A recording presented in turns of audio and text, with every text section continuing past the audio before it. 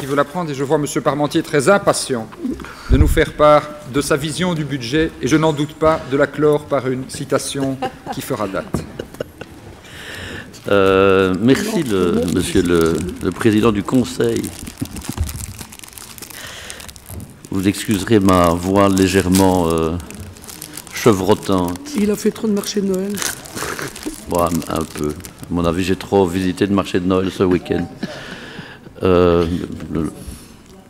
Oui, il y a un médecin dans la salle. Je ne vois personne. Donc, Madame Magnette, ah non, Monsieur Magnette, Madame Léjevine déléguée.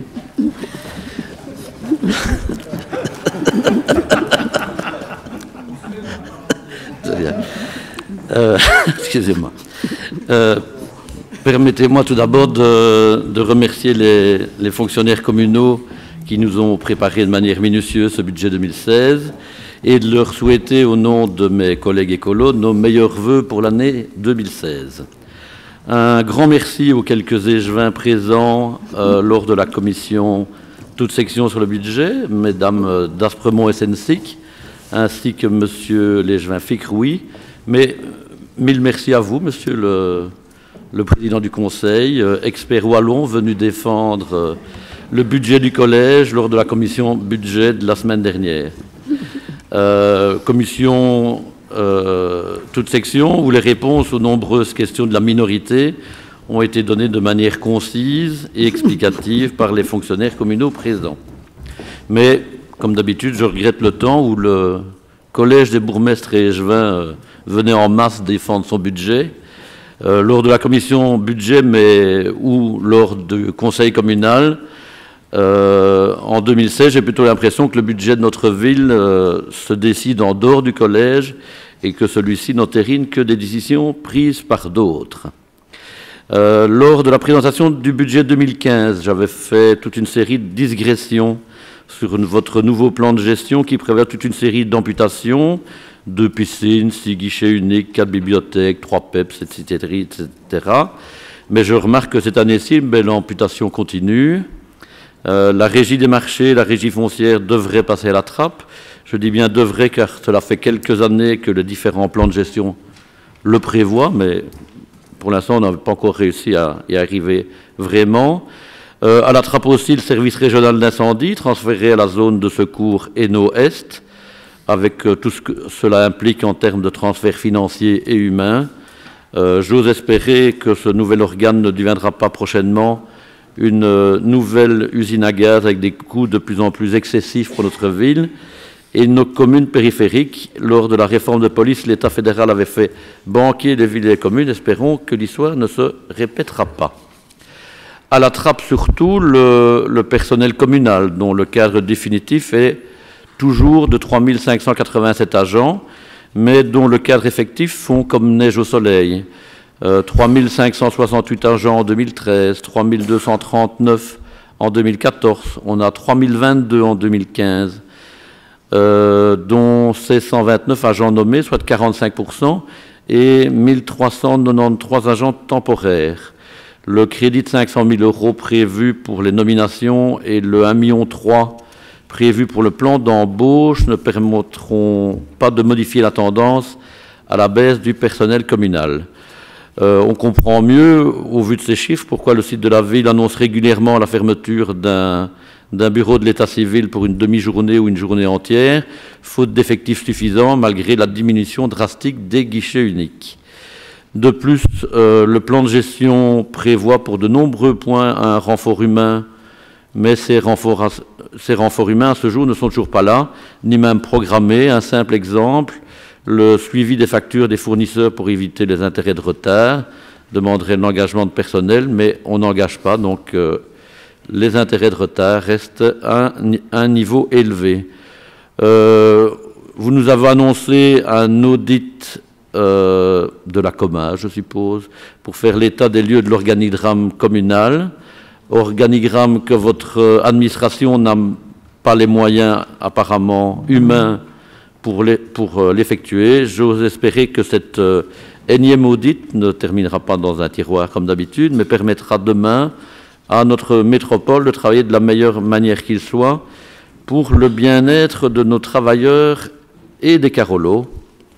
Ce serait quand même bien d'avoir enfin une véritable administration en ordre de marche. Une amputation aussi pour l'IPP, l'impôt des personnes physiques, puisque l'État fédéral nous annonce le passage additionnel de 42,39 millions à 39,97 millions, soit une diminution de 2,42 millions ou de 6%. Heureusement, le fonds des communes de la région wallonne augmentera, lui, de 2 millions d'euros et les centimes additionnels au précompte immobilier de 890 000 euros, soit 2% d'augmentation. Suppression aussi de la participation de la ville dans les assurances d'hospitalisation pour les employés communaux pour un montant de 345 000 euros, ce qui diminuera encore l'attractivité de la fonction publique carolorégienne, puisque les autres fonctionnaires, les fonctionnaires fédéraux, provinciaux et régionaux, continueront à être couverts. Peut-être un petit point sur l'actualisation du plan de gestion. Tout d'abord, la réduction des événements, des festivités et de leurs coûts. L'année dernière, j'avais mis le doigt sur la philosophie de cette mesure, qui en somme prévoit que les organisateurs devront payer demain plus cher la mise à disposition des locaux communaux, scolaires ou sportifs, du matériel communal, les tentes, les barrières, nadars ou les prestations de services, propreté ou sécurité. Ce n'était pas loin de 270 000 euros que votre majorité comptait récupérer dans la poche de ces associations de bénévoles qui ont déjà toutes les peines du monde à nouer les deux bouts pour mener à bien leur activité. Il était à craindre que la plupart des comités de quartier n'organisent plus rien du tout.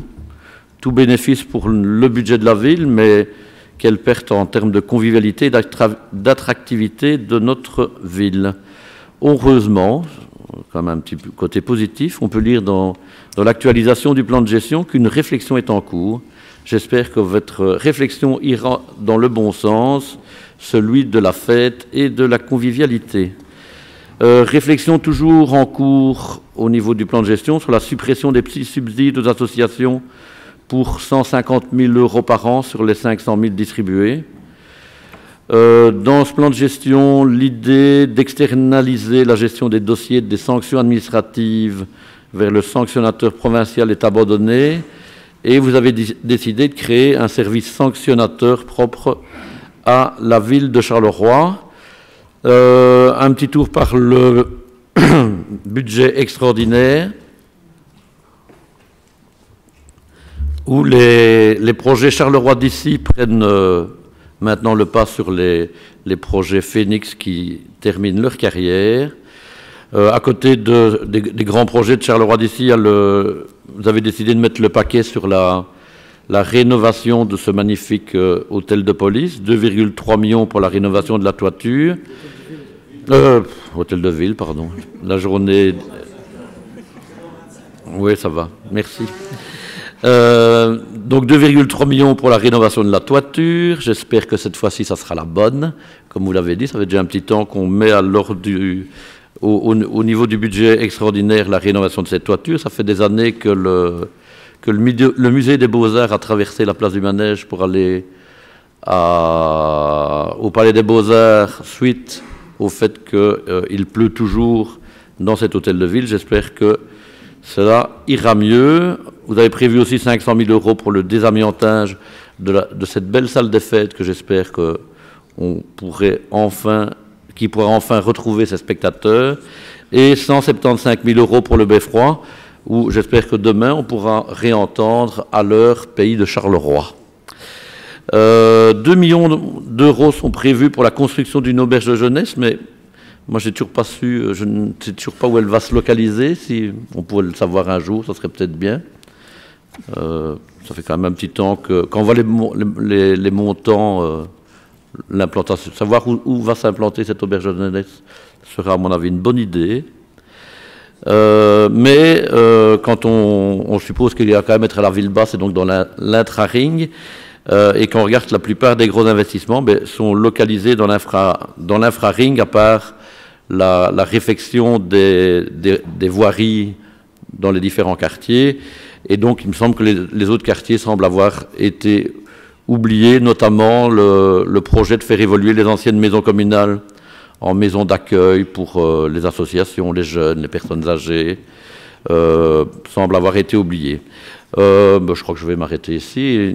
Il est inutile de vous rappeler et de vous préciser que, n'ayant pas la responsabilité de l'exécution du budget, nous ne le voterons pas, ni le budget de la zone de police.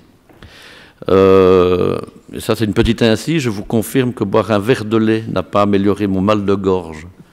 À l'inverse de cet adage populaire revient, qui faisait dire à Joe la panique, avant de manger des moules, il faut boire un bon verre de lait. Je vous remercie de votre écoute.